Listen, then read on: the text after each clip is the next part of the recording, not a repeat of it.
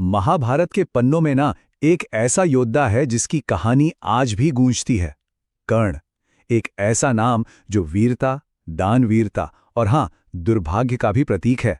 आज हम इसी महानायक की कहानी और उनके दुखद अंत को समझने की कोशिश करेंगे।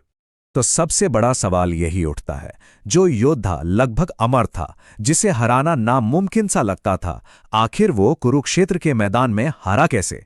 चलिए इस पूरी पहेली को परत दर परत खोलते हैं। कर्ण की शक्ति का अंदाजा आप बस श्री कृष्ण के इन शब्दों से लगा सकते हैं। ये शब्द उन्होंने अर्जुन से कहे थे। मतलब ये साफ था कि अर्जुन का सामना किसी आम योद्धा से नहीं बल्कि एक महाशक्ति से हो रहा था।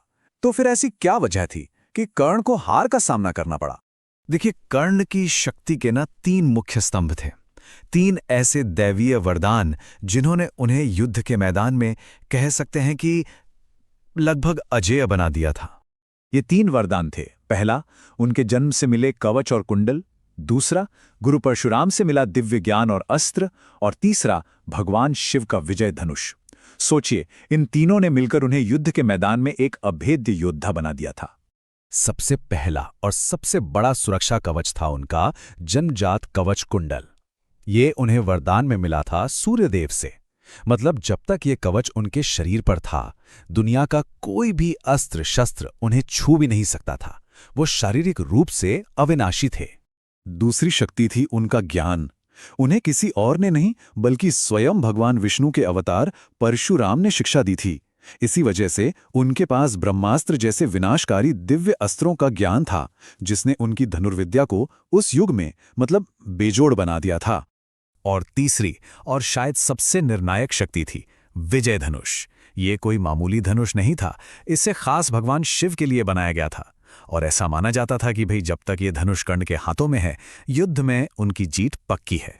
लेकिन इतनी अपार शक्तियों के बावजूद कर्ण के चरित्र में कुछ ऐसी गहरी खामियां थीं जिन्होंने जाने अनजाने में उनके पतन की नींव रख दी। कह सकते हैं कि उनकी ताकत ही कहीं न कहीं उनकी कमजोरी बन गई। यहीं पर कर्ण के व्यक्तित्व का सबसे बड़ा विरोधाभास सामने आता है। एक तरफ वो इतने महान दानवीर थे कि किसी को कभी खाली हाथ नहीं लौटाते थे, लेकिन दूसरी तरफ उनकी सबसे बड़ी गलती थी दुर्योधन के अधर्म का, मतलब अन्याय का आंख बंद करके समर्थन करना। द्रौपदी के अपमान के समय उनकी चुप्पी इसका सबसे बड़ा उदाहरण है। उनकी यही दोस्ती, यही वफादारी उन्हें गलत रास्ते पर ले गई। असल में वो दुर्योधन की सबसे बड़ी ताकत थे और उन्होंने हमेशा शांति के बजाय युद्ध को ही बढ़ावा दिया। और सबसे महत्वपूर्ण मोड़ तो तब आया जब श्री कृष्ण ने उन्हें उनका सच बताया, उन्हें पांडवों की तरफ आने का मौका दिया। फिर भी उन्होंने दुर्योधन का साथ नहीं छोड़ा। ये उनका सबसे निर्णायक फैसला था। और इन्हीं गलतियों और कर्मों का नतीजा ये हुआ कि एक एक करके उनकी सारी दैवीय शक्तियां उनसे दूर होती चली गईं। उनका पतन उनके वरदानों के छिन जाने से ही शुरू हुआ। पहली चोट उनके ज्ञान पर हुई।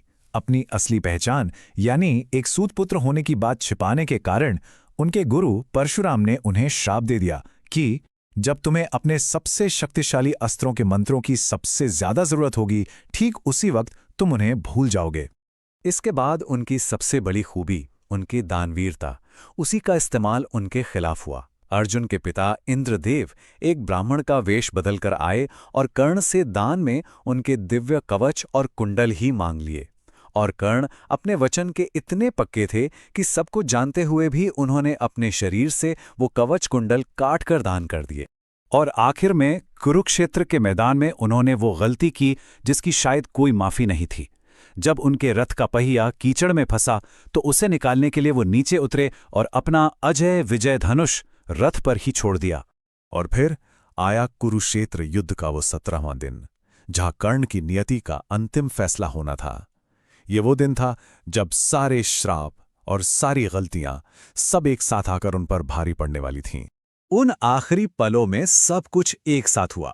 उनका रथ फंसा, उन्होंने अपना धनुष छोड़ दिया और वो निहत्थे हो गए। जब उन्होंने अर्जुन को युद्ध के नियमों की, धर्म की दुहाई दी, तब श्री कृष्ण ने अर्जुन को याद दिलाया कि जब द्रौपदी का अपमान हो रहा था या जब अभिमन्यु को अधर्म से मारा गया, तब कर्ण का धर्म कहाँ था।